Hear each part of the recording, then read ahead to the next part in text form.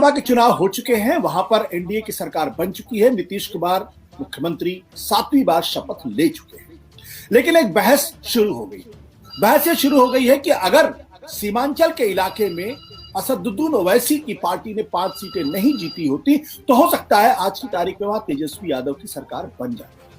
सवाल तेजस्वी यादव की सरकार और नीतीश कुमार की सरकार का नहीं है। सवाल इस बात को लेकर यह है कि असदुद्दीन ओवैसी दरअसल कौन सी राजनीति करते हैं। कहने को तो वो नरेंद्र मोदी का विरोध करते हैं, कहने तो अमित शाह का विरोध करते हैं, कहने तो बीजेपी का विरोध करते हैं, कहने को तो वो आरएसएस को भी पानी पी पी कर कोसते हैं।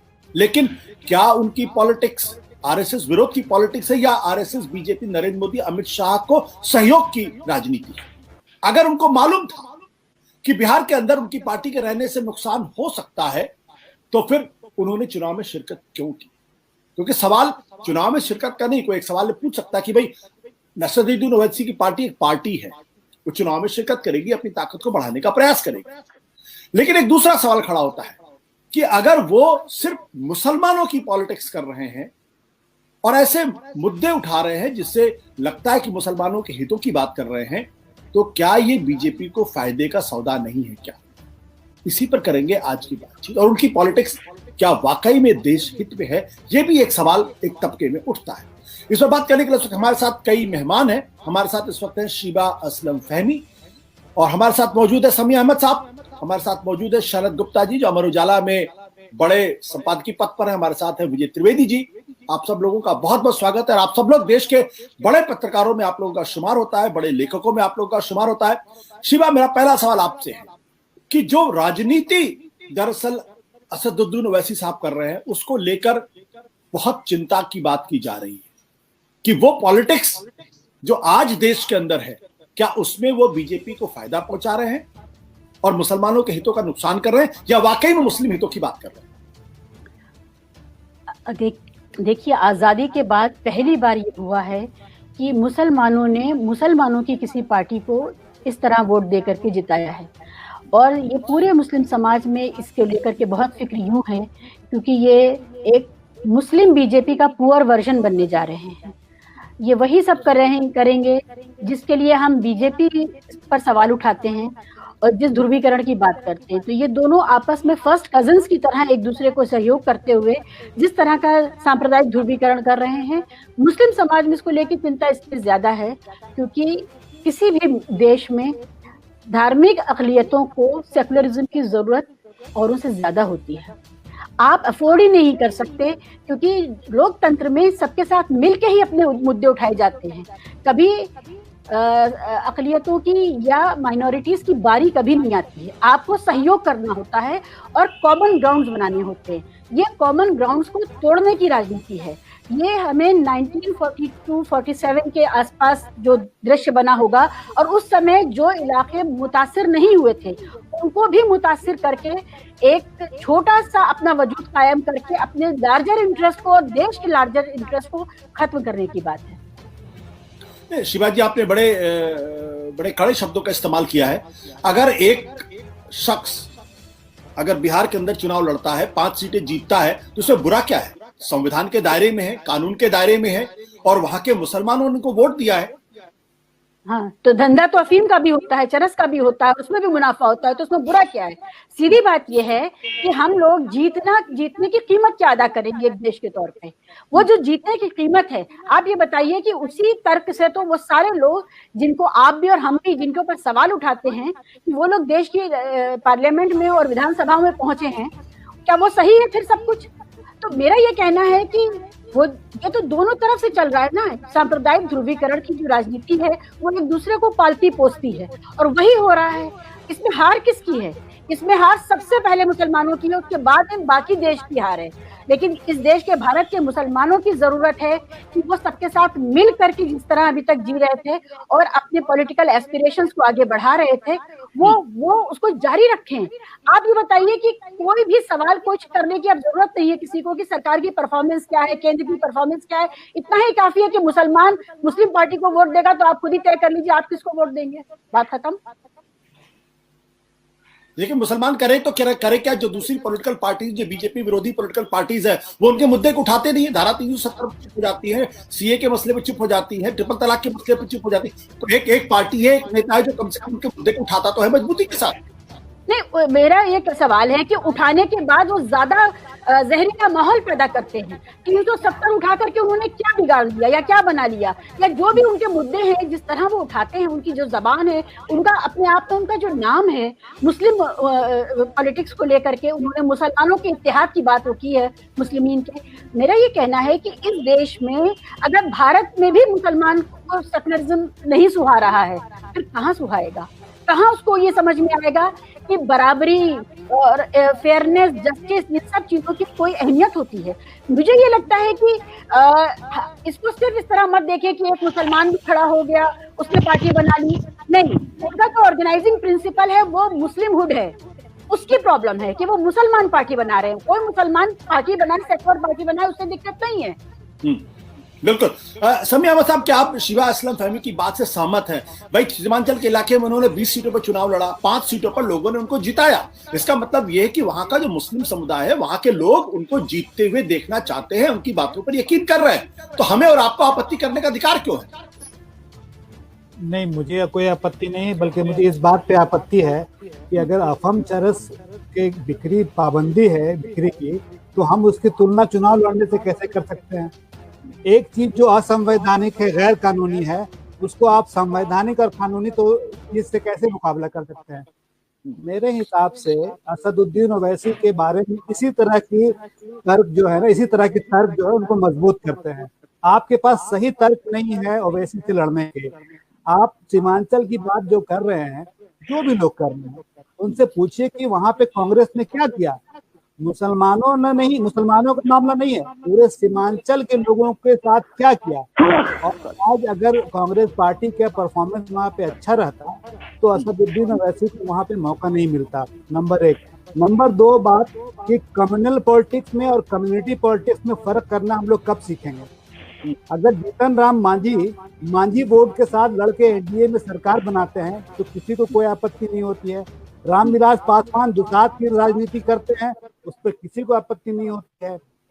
सिर्फ एक मुस्लिम कम्युनिटी की बात कर रहा हूं मैं हमेशा कहता हूं कि कम्युनिटी पॉलिटिक्स को कम्युनल पॉलिटिक्स के साथ आप मत जोड़िए।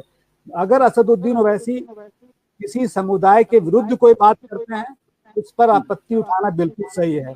लेकिन अगर एक समुदाय जो पिछड़ा हुआ है और उसने एक खास राजनीतिक पार्टी को हमेशा समर्थन दिया है और उस पार्टी ने बदले में उसके लिए कुछ नहीं किया है, तो सिर्फ बोलकर आप असदुद्दीन ओवैसी को नहीं रोक सकते हैं। और ये जो अफीम और चरस का तर्क है ना, वो उनको बेसिकली मजबूत करता है, क्योंकि ये सही तर्क नहीं है। एक गैर कानूनी। समी साहब, आपके बातों में मुझे विरोधाभास नजर आता है। आप एक तरफ तो कहते हैं कि आप असदुद्दीन ओवैसी को रोक नहीं सकते हैं, तो क्या मतलब असदुद्दीन ओवैसी कोई बहुत गलत पॉलिटिक्स कर रहे हैं क्या? दूसरी बात, आप कहते हैं कि कम्युनिटी पॉलिटिक्स और कम्युनल पॉलिटिक्स में फर्क करना चाहिए। इसका मतलब आप मानते हैं कि असदुद्दीन ओवैसी कम्युनिटी पॉलिटिक्स करते हैं, कम्युनल पॉलिटिक्स नहीं करते हैं। तो असदुद्दीन ओवैसी को रोकने की जरूरत क्या है अगर कम्युनल पॉलिटिक्स नहीं कर रहे हैं? जिनको रोकना है, मैं उनके लिए बात कर रहा हूँ, मुझे नहीं रोकना। मैं पॉलिटिक्स में तो हूँ नहीं कि मैं रोकूंगा उनको। आप असदुद्दीन ओवैसी को कैसे देखते हैं? वो कम्युनल पॉलिटिक्स कर रहे हैं, कम्युनिटी पॉलिटिक्स कर रहे हैं, खतरनाक पॉलिटिक्स कर रहे हैं, क्या पॉलिटिक्स कर रहे हैं? नहीं, मुझे नहीं लगता कि वो कम्युनल पॉलिटिक्स कर रहे हैं और ना वो असंवैधानिक कोई काम कर रहे हैं। ठीक है, ये दिक्कत हो सकती है सबके साथ कि आपको लग सकता है कि मुसलमान को वोट दे रहा है। ये बात तो हिंदू के बारे में भी कह सकते हैं। ये दिक्कत क्या है मुसलमानों के साथ कि उनके बाकी लोगों के दोनों हाथ में लड्डू रहते हैं, यहाँ पे बाकी मुसलमानों के दोनों हाथ खाली हैं, तो वो करे क्या? उसका कोई उपाय करता नहीं है। अगर कोई आप मौका दे रहे हैं ना, मैं असदुद्दीन ओवैसी के पॉलिटिक्स को सही या गलत कहने के से पहले ये कहना चाहता हूँ कि उनको मौका किसने दिया? जिनको 70 साल का मौका मिला, उन्होंने क्या किया? जाके वहाँ किशनगंज में शायद कम ही लोग गए होंगे, मैं गया हूँ वहाँ पे, देखा कितनी गुर्बत है। और ये सभी वो 70 साल तक उन पार्टियों ने राज किया वहाँ पे, तो उनको मौका दे रहे हैं और वो कम्युनिटी पॉलिटिक्स कर रहे हैं। तो आपको क्या दिक्कत है? मुझे तो नहीं कोई दिक्कत है। बिल्कुल। शिवा, आप जवाब देना चाहती हैं? मैं ये कह रही हूँ कि मान लीजिए ओवैसी साहब को सारे मुसलमान वोट देने लगे, टोटल मुसलमान उनको अपना लीडर मान लें और वोट देने लगे, तो क्या होगा? तो क्या वो एक भी सरकार बना सकते हैं? क्या वो जो दूसरी तरफ का ध्रुवीकरण है उसमें उनकी कोई औकात होगी? मुझे तो समझ में नहीं आता है कि 5 सीटें या 10 सीटें जीतने का जो औचित्य है या ये जो लोभ है, इसकी कीमत क्या वो अदा कर रहे हैं? ये जो बड़ी कीमत अदा करने जा रहे हैं। देखिए, इस मुल्क में कभी भी मुसलमानों ने मुसलमानों की पार्टी को वोट नहीं दिया था, और उस तरह की जो शक्ल सूरत बना करके कैरिकेचर बन के आते थे उनको कभी वोट नहीं दिया था। ये दोनों तरह का ध्रुवीकरण है जो नुकसान पहुंचा रहा है। जितने पीताम्बरधारी भी पहुंच रहे हैं, जितने मौलाना भी पहुंच रहे हैं, मुझे ये लगता है कि इस प्रोसेस को रोकने की जरूरत है, ना कि इसके ऊपर सवारी करने की जरूरत है कि ये अब हम बेशर्मी से यही करेंगे। देश के सेकुलरिज्म के ऊपर जब बात आती है, ओवैसी साहब बहुत अच्छा भाषण देते हैं, लेकिन फिर वो मुसलमानों की पार्टी बना करके चुनाव लड़ते हैं। सारे मुसलमान ओवैसी साहब को वोट देने लगे, तब भी उनकी पार्लियामेंट में या लेजिस्लेटिव असेंबलीज में क्या हैसियत होगी, किसी ने वो एंड रिजल्ट सोचा है, सिवाय इसके कि ये देश ध्रुवीकरण में बिल्कुल पूरी तरह से बच जाएगा। समी साहब, जो आप जवाब देना चाहते हैं, लेकिन हमारे दोनों मेहमान अभी अगर आप संक्षेप में जवाब दे दे तो। नहीं, मेरा कहना है कि ध्रुवीकरण की बात भी जो है ना वो तर्क आधारित बात नहीं है, ये पुरानी बात हो गई। जब ओवैसी नहीं थे तब सबसे बड़ा ध्रुवीकरण हुआ यहाँ पे। मैं हमेशा कहता हूँ कि ओवैसी के विरुद्ध में वैसे तर्क दिए जाते हैं जिससे कोई आधार नहीं होता है। जैसे चरस अफीम के तर्क का कोई आधार नहीं था, वैसे ध्रुवीकरण का कोई आधार नहीं है। ध्रुवीकरण उनके बगैर भी होता रहा, क्योंकि आपने संक्षेप में कहा, इसलिए मैं अपनी बात समाप्त कर दूं। शरद गुप्ता जी, आप अपने आप को अनम्यूट कर लीजिए, आपका अभी अनम्यूट है। हाँ शरद जी, जो बात समी साहब कह रहे हैं कि भाई कांग्रेस पार्टी मुसलमानों के मसाइल को, मसलों को एड्रेस नहीं कर पा रही। जो दूसरी पॉलिटिकल पार्टी है धारा 370 पर चुप हो जाती है, ट्रिपल तलाक पर चुप हो जाती है, वो दंगों के दौरान चुप्पी साध लेती है, क्योंकि उनको लगता है कि अगर इन मसलों पर हम सवाल खड़े करेंगे तो हिंदू मतदाता उनसे नाराज हो जाएगा। तो मुसलमानों के पास आज की तारीख में असदुद्दीन ओवैसी के पास जाने के अलावा रास्ता क्या? कम से कम इन मसलों को खुलकर बोलते हैं, उसका विरोध करते हैं वो। शरद जी, मैं बिल्कुल आपसे एग्री करता हूं, क्योंकि ऐसा कहीं संविधान में कोई प्रावधान नहीं है जो असदुद्दीन ओवैसी को कहीं भी हिंदुस्तान में चुनाव लड़ने से रोकता हो। अगर लोग उनको पसंद करते हैं, उनको वोट देना चाहते हैं, तो किसी ने क्यों कहाँ रोका है किसी को? आप अपना एजेंडा रखिए, वो अपना एजेंडा रख रहे हैं। हाँ, अगर वो संविधान के दायरे से बाहर जाते हैं, इलेक्शन कमीशन उनको देखेगा, कोर्ट उनको देखेगा, उनके पास 10 तरीके के रास्ते हैं उनको रोकने के संविधान में। लेकिन ये ध्रुवीकरण की जहां तक बात है, तो सालों से ये हो रहा है। सबसे ज्यादा बाबरी मस्जिद के मामले पे हुआ, समस्तीपुर में रोक के लालू यादव ने एक तरफ ध्रुवीकरण किया, उस दूसरी तरफ उत्तर प्रदेश में मुलायम सिंह यादव अगर कहते हैं कि परिंदा भी पर नहीं मार सकता वहां पे, तो इस तरीके के उन भाषण दिए गए। मुलायम सिंह यादव ने इस तरीके के भाषण दिए कि अगर आप पे हमला होता है तो मुसलमानों को हथियार रखने की आजादी है अपनी सुरक्षा में। तो इस तरीके के जब भाषण देते हैं आप, और आप अपने को जब मौलाना मुलायम कहला जाता है तो आप बड़ा प्रसन्न होते हैं। लेकिन इसके बावजूद आपने इतने सालों में मुसलमानों के लिए क्या किया? मुसलमानों की जो समी साहब कह रहे हैं गुर्बत की हालत वैसी की वैसी रही। और जो सीमांचल का इलाका है, सबसे बुरी हालत, जहां सबसे ज्यादा 70% 80% तक किशनगंज, अरेरिया और कटिहार में है, 45% से लेकर 70% तक, तो सबसे ज्यादा बुरी हालत में मुसलमान वही है। तो अगर उनको एक आशा की किरण दिखाई देती है, और मैं कहता हूं कि आज असदुद्दीन ओवैसी पे उंगली क्यों उठाई जा रही है? जब बाल ठाकरे हिंदुत्व के नाम पे चुनाव लड़ते थे, तब क्या हुआ? तब भी तो ध्रुवीकरण की कोशिश हुई थी। बीजेपी इतने सालों से हम 2, हमारे 12, हमारे 15, तो इस तरीके के नारे देती रही है। तो कहीं ना कहीं हमें एक रेखा खींचनी पड़ेगी, एक लाइन ड्रॉ करनी पड़ेगी कि यहाँ इसके आगे नहीं। और ये सभी को मिलकर बातचीत करके संविधान के दायरे में एक पॉलिटिकल डिस्कोर्स के जरिए एक दबाव बना के ये बनाना पड़ेगा कि ये पॉलिटिकल डिस्कोर्स तो ठीक है, लेकिन इसके आगे अगर आप जाते हैं then you are crossing the line. बिल्कुल, ये हमें एक करना पड़ेगा। विजय जी, ये बहस क्या इतनी आसान सी बहस है क्या? संविधान के दायरे में असदुद्दीन ओवैसी पॉलिटिक्स कर रहे हैं तो उसमें बुराई क्या है? इस देश के अंदर मुसलमान के नाम पे देश का बंटवारा हुआ। इस देश का बंटवारा दलित के नाम पे नहीं हुआ, इस देश का बंटवारा बैकवर्ड के नाम पे नहीं हुआ, इस देश का बंटवारा दुसात के नाम पे नहीं हुआ, इस देश का बंटवारा माझी के नाम पे नहीं हुआ, इस देश का बंटवारा मुसलमान के नाम पे हुआ। जब मोहम्मद अली जिन्ना ने मुस्लिम पॉलिटिक्स की, मुसलमानों की बातों की, तब देश बट गया। आज अगर कोई ये कहता है कि मुसलमान के नाम पे राजनीति कर रहे हैं, बाकी राजनीतिक दल उनके हितों को नहीं उठा रहे हैं, इसलिए असदुद्दीन ओवैसी की पॉलिटिक्स जायज है, क्या ये सही एनालिसिस है? ये बहुत ही सतही एनालिसिस है मेरे हिसाब से, और जो शिवा कह रही है मैं उससे बहुत सहमत हूँ। असली बात क्या है, मैं इस पर बहस नहीं कर रहा कि मैं पहले भी इस बात पर जोर देता रहा कि ओवैसी साहब को इलेक्शन लड़ने के लिए कहीं भी, उत्तर प्रदेश में, बिहार में, कहीं भी इलेक्शन लड़ने के लिए आजादी है और वो लड़ सकते हैं। और मैं इससे भी सहमत नहीं हूँ कि वो वोट कटुआ पार्टी है या क्या है और इसलिए उनको नहीं लड़ना चाहिए या उनकी जिम्मेदारी है कि वो सेक्युलर पार्टीज को जिताएं, इससे भी सहमत नहीं। सवाल यह है कि जो ओवैसी साहब कर रहे हैं, ओवैसी साहब जो पॉलिटिक्स कर रहे हैं मुसलमानों के नाम पर, उसका फायदा या नुकसान क्या हो रहा है?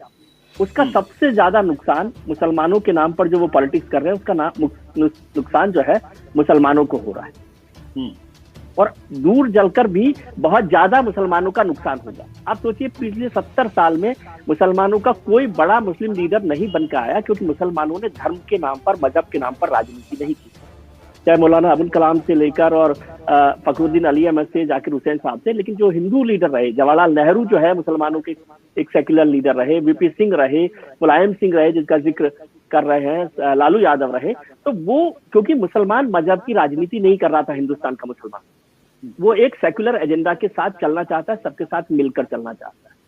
और यदि शरद जी शिवसेना के बाल ठाकरे का उदाहरण दे, तो शिवसेना के बाल ठाकरे को तो हिंदुस्तान ने एक्सेप्ट नहीं किया ना, वो महाराष्ट्र के बहुत छोटे से हिस्से में एक लीडर के तौर पर रहे तमाम उसके बाद भी। तो इसलिए उसको लॉजिक मत दीजिए। मैं कह रहा हूं कि ये बहुत खतरनाक खेल कर रहे हैं पॉलिटिक्स के हिसाब से कहें, मैं उनकी आजादी और उस पर बात नहीं कर रहा, वो लड़ सकते नहीं लड़ सकते। और यदि फैक्ट्स को देखेंगे तो सीमांचल में भी उन्होंने कोई खास नुकसान नहीं किया, वो नहीं भी लड़ते तब भी महागठबंधन की सरकार नहीं बन रही थी, क्योंकि सिर्फ 5 सीटों पर उन्होंने जीत हासिल की है, और उसके अलावा केवल 1 सीट है जहां पर विनिंग मार्जिन एनडीए और एमजीबी के बीच, महागठबंधन के बीच में ऐसा रहा है, जिसका नुकसान एमआईएम की वजह से, ओवैसी की पार्टी की वजह से हुआ है। तो बाकी जो 14 सीटें हैं वो एमआईएम की वजह से नहीं हारे आप। तो आप अपनी कमजोरी का लबादा ओवैसी साहब पर मत डालिए। लेकिन वो जो राजनीति कर रहे हैं कि मुसलमानों के लिए राजनीति, मुसलमानों के द्वारा राजनीति, मुसलमानों के द्वारा, तो वो एक खतरनाक मामला है। और उससे आप दूसरी तरफ, जो शिवा जिसकी चिंता कर रही है, मैं भी उसकी चिंता कर रहा हूँ कि दूसरी तरफ भी आप उसको पोलराइज कर रहे हैं। जितना आप मुसलमानों को पोलराइज करने की कोशिश करेंगे, क्या हुआ सीमांचल में, थर्ड फेज का चुनाव को आप देख रहे हैं, 5 सीटें एमआईएम ने जीती है, 40 से ज्यादा सीटें एनडीए ने जीत ली। यदि वहां पर पोलराइज नहीं होता तो फर्स्ट और सेकंड फेज के हिसाब से वहां पर तेजस्वी गठबंधन जो है वो सरकार बना सकता था।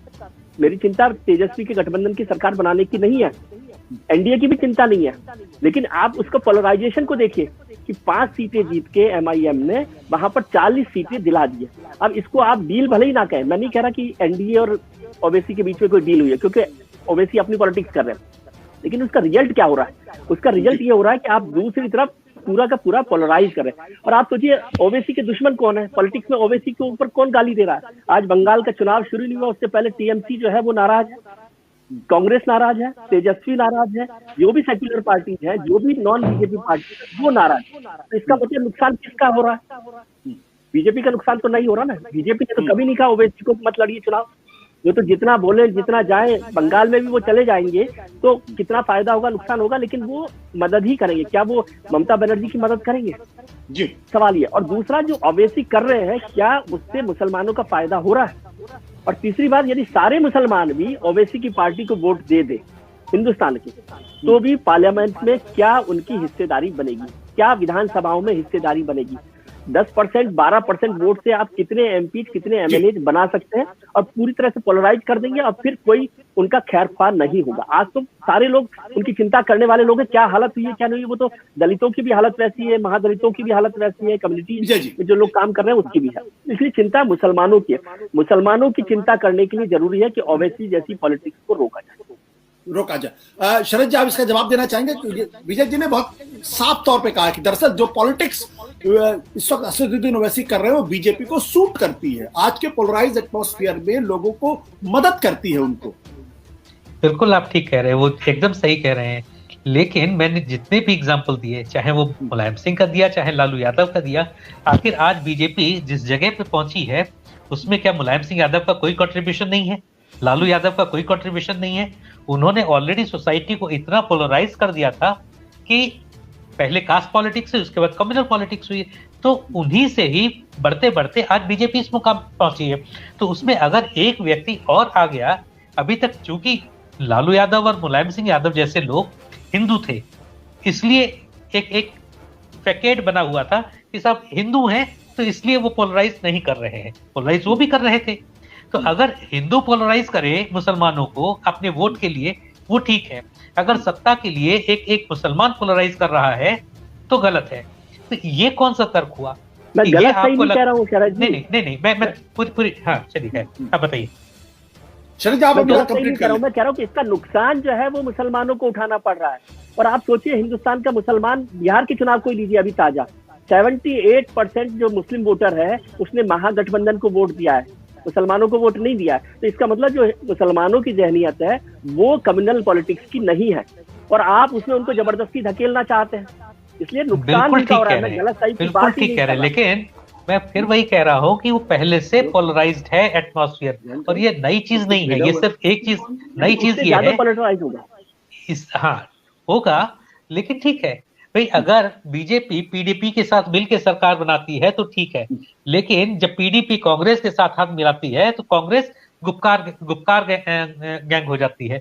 तो कुल मिला के ये है कि अगर सूट करता है बीजेपी को तो ठीक है, जब बीजेपी को सूट नहीं करता है तो वो उसको डेमोनाइज करती है। और चूंकि इस समय सोशल मीडिया जो है पूरी तरीके से बीजेपी से डोमिनेटेड है, तो एक डिस्कोर्स बन जाता है कि साहब ये असदुद्दीन ओवैसी जो है ये मुसलमानों का लीडर बनना चाहता है, देश को बांटना चाहता है। फिर से एक सिर्फ एग्जांपल यहाँ पे है, जो मशहूर आलम जो जाले से चुनाव लड़े थे और उसको लेके बड़ा बीजेपी ने कंट्रोवर्सी क्रिएट की। उन्होंने 10 बार साफ किया कि मैंने कभी भी जिन्ना की मूर्ति नहीं लगाई, मैंने कभी भी जिन्ना के को माला नहीं पहनाई, लेकिन उसके बावजूद ऐसा माहौल बन गया। आप सीमांचल की 40 सीटों की कह रहे थे, दरभंगा के आसपास की 20 सीटें सिर्फ मशहूर आलम की वजह से कांग्रेस और आरजेडी हार गई।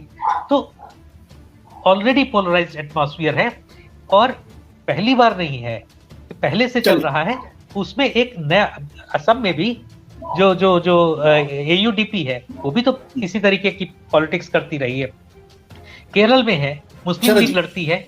जी चलो जी, जो आपने उदाहरण दिया, मैं शिवा इस पर रिएक्ट करना चाहती हूँ, समी अहमद भी इस पर रिएक्ट करना चाहते हैं। मैं उसमें एक चीज जोड़ना चाहता हूँ, तो उसके बाद में शिवा जी आप इसका जवाब दीजिएगा।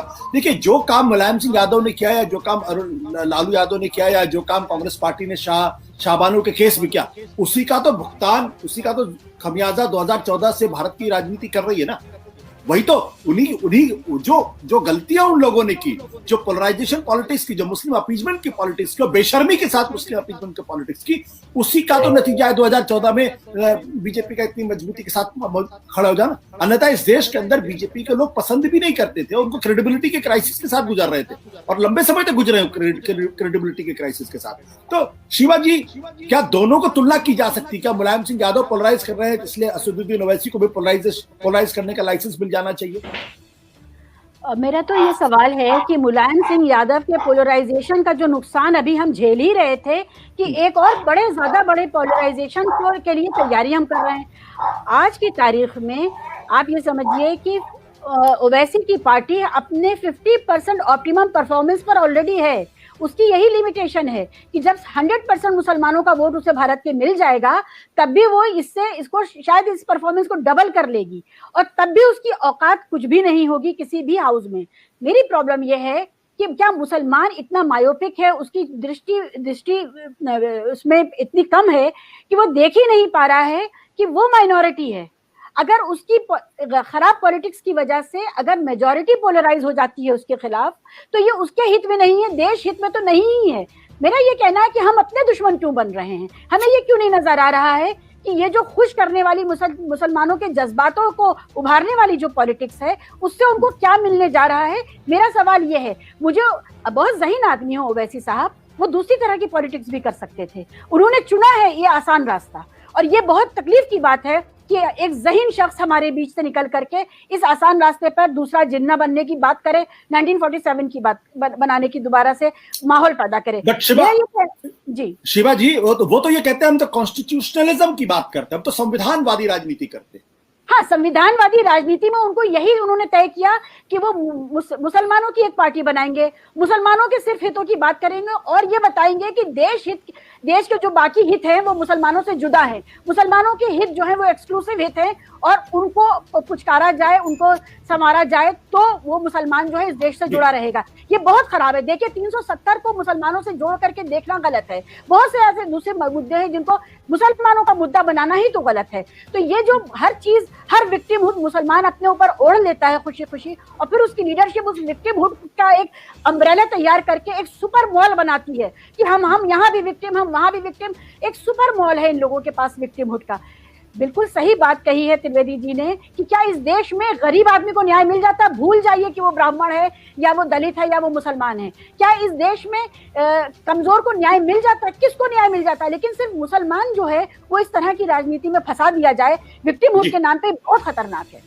समी साहब, मैं आपसे सवाल करना चाहता हूँ, बीजेपी मुसलमानों के लिए धारा 370 महत्वपूर्ण क्यों होना चाहिए? 3 तलाक क्यों महत्वपूर्ण होना चाहिए? सीए कानून क्यों महत्वपूर्ण होना चाहिए? उनकी तो सच्चर कमेटी की रिपोर्ट के हिसाब से सरकारी नौकरियों में जो उनकी स्थिति है वो 2% के आसपास है।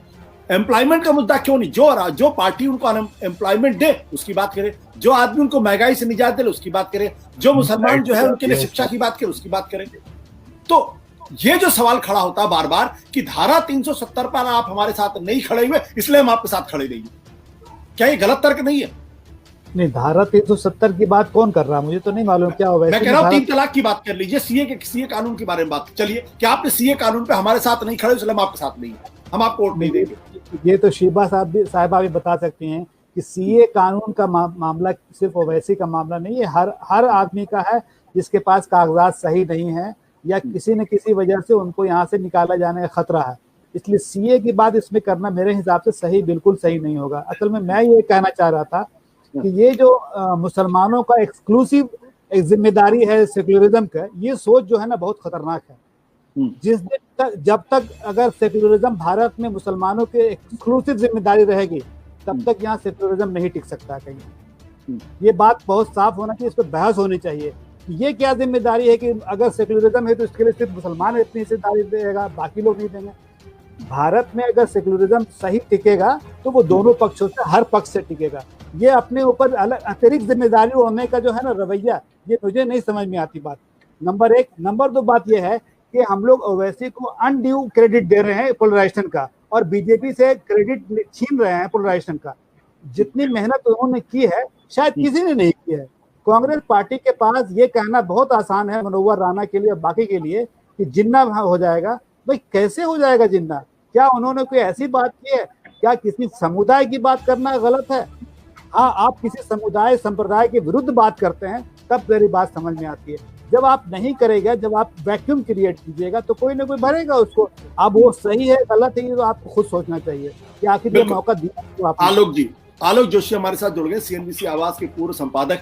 उनके चेहरे पर मुझे देख के लग रहा है कि बहुत सारे सवाल और जवाब वो देना चाहते हैं। आलोक जी, मेरा 2 सवाल है और मुझे लगता है कि आप ईमानदारी से उसका जवाब दीजिएगा और पुरजोर तरीके से दीजिएगा। मेरा पहला सवाल ये है कि क्या इस देश के अंदर जो मुस्लिम तबका है उसका विश्वास इस देश के सेकुलर पॉलिटिकल पार्टी से उठ गया है? वो कहता है कि भाई हमारे मुद्दों पर आप सवाल नहीं करते, आप बचते हैं उनको, धारा 370 में बचते हैं, सीए पे बचते हैं, ट्रिपल तलाक पे बचते हैं, आप हमारे लिए खड़े नहीं हो रहे, हम आपको क्यों वोट दें? ये एक वार्निंग सिग्नल है। और बड़े पत्रकार हैं एजाज अशरफ, जिन्होंने अपने कॉलम में इस बात को लिखा है कि ये सेकुलर पार्टीज को इस बारे में सोचना चाहिए कि उनकी तरफ मुसलमान उनसे क्यों हटने की कोशिश कर रहे हैं। दूसरा सवाल, क्या इस देश के अंदर मुसलमानों के लिए सिर्फ यही सवाल बचे हैं, सीएए, धारा 370, ट्रिपल तलाक या अनएम्प्लॉयमेंट, सरकारी नौकरियों में कमी, पढ़ाई, शिक्षा, गरीबी? ये जो सवाल आप पूछ रहे हैं आशुतोष, इस सवाल को आधे में करिए, ये आपका जवाब सवाल दोनों साथ में जुड़े हुए हैं। लेकिन मेरा प्रश्न यह है कि ये 370 मुसलमानों का सवाल क्यों है? 370 कश्मीर के स्पेशल स्टेटस का सवाल है, उसका बाकी भारत के मुसलमानों से क्या बात है? और एक पार्टी खासकर पूरे भारत के हिंदुओं को ये दिखाने की कोशिश क्यों कर रही थी और इसको लेकर जश्न मनाने की कोशिश क्यों कर रही थी कि हमने 370 खत्म करके तुम्हें किसी तरह की विजय हासिल करा दी है? आलोक जी माफ करिएगा, मैं आपको बीच में टोकूंगा जरूर, क्योंकि हाँ। बीजेपी की कोशिश ये कि धारा 370 के माध्यम से लगातार वो कहने की कोशिश करती, कभी डायरेक्टली कभी इनडायरेक्टली, कि देखिए मुसलमान वहां पे बहुतायत में है, इसलिए धारा 370 कश्मीर समस्या का सवाल है, इसलिए मैंने धारा 370 की बात की। नहीं, ये मैं आपकी बात पे नहीं सवाल उठा रहा हूँ, मैं ये कह रहा हूँ जो भी लोग 370 की बात करते हैं, 370 क्या भारत के बरेली में रहने वाले, यहाँ मुंबई में रहने वाले मुसलमान का सवाल है? 370 का सवाल कश्मीर का सवाल है, और 370 का सवाल कश्मीर में रहने वाले हिंदुओं और मुसलमानों दोनों का सवाल था। लेकिन अब वहां से हिंदू क्यों निकल आए, ये कश्मीर समस्या पे अलग चर्चा करें। क्यों अब वहां हिंदू इतने गिनने को भी नहीं रह गए हैं कि आप उनकी बात कर सकें, ये एक अलग सवाल है। लेकिन 370 का सवाल मुसलमानों का सवाल क्यों है? 3 तलाक का सवाल हिंदुओं का सवाल क्यों है? 3 तलाक पर भी वोट कौन दे रहा है? 3 तलाक का कानून खत्म किया गया कायदे से, इस पर किसको वोट देना चाहिए था? मुसलमान औरतों को। स्वाभाविक है कि वो बहुत अगर परेशान होती तो वो वोट देती। लेकिन इसको लेकर सबसे ज्यादा जश्न कौन मना रहा है? उग्र हिंदुत्व के समर्थक। उनका कहना है कि साहब 3 तलाक खत्म कर दिया। 3 तलाक खत्म करने से मुझे क्या मिल गया, आपको क्या मिल गया आशुतोष जी, या मेरी पत्नी को क्या मिल गया, आपकी पत्नी को क्या मिल गया? जिनको मिला या जिनको गया उनका सवाल नहीं रह गया है। ये सिंबल्स हैं, इसीलिए ये पूरे देश में इनको सिंबल के तौर पे इस्तेमाल किया जा रहा है। और इसीलिए मैं मुस्कुरा रहा था जब समी अहमद ने कहा कि दरअसल ओवैसी को आप अनड्यू क्रेडिट दे रहे हैं। ओवैसी को वो क्रेडिट उतना ओवैसी डिजर्व नहीं करते हैं, और ओवैसी को ये क्रेडिट इस अंदाज में दिए जाने का ही नतीजा है कि ओवैसी को जो सीटें मिली हैं वो सीटें दरअसल कहाँ जाती हैं, किसको मिलती हैं, किसका फायदा होता है, किसको नुकसान होता है, ये गणित आप कितनी भी जोड़ते रहिए। और ओवैसी के बारे में मेरा अपना जो मुझे जितना दिखता है कि वो जितनी बात करते हैं वो तो संवैधानिक बात करते हैं, जितनी टेलीविजन पे दिखती है हमको। मैंने जाकर उनकी रैली सुनी नहीं है, ना उनका कोई वीडियो देखा है। कुछ लोग कहते हैं कि वो जब मुसलमानों के बीच में रैली करते हैं तो वहां बहुत ही खतरनाक बातें करते हैं। तो जिन नेताओं को भारतीय जनता पार्टी के या संघ परिवार के नेताओं के आप टेलीविजन पे रैली सुनते हैं, इनके भी बहुत सारे वीडियो आपने ऐसे सुने हैं जब वो प्राइवेट गैदरिंग में बात कर रहे होते हैं तो कितनी खतरनाक बात करते हैं। तो खतरनाक बात प्राइवेट गैदरिंग में ये भी कर रहे हैं, वो भी कर रहे हैं। फिर फर्क क्या है? इस देश में जो बहुसंख्यक है, अगर वो बहुसंख्यक को डराकर उसके अंदर माइनॉरिटी कॉम्प्लेक्स पैदा करके उस पर वोट हासिल कर रहा है, खींच रहा है, दम लगा रहा है, कह रहा है तुम्हारे साथ अन्याय हो रहा है, एक आदमी ऐसा खड़ा हो गया। मैं और दूसरा, मैं पहले साफ कर दूं कि मेरा न असदुद्दीन ओवैसी से कोई वास्ता है, न मैं उनकी राजनीति का समर्थक हूं। मुझे लगता है जो राजनीति वो कर रहे हैं वो बिल्कुल गलत कर रहे हैं, वो कतई नहीं करनी चाहिए। लेकिन असदुद्दीन ओवैसी पर सवाल उठाने वालों को पहले अपने गिरबान में झांकना होगा। जिन पार्टी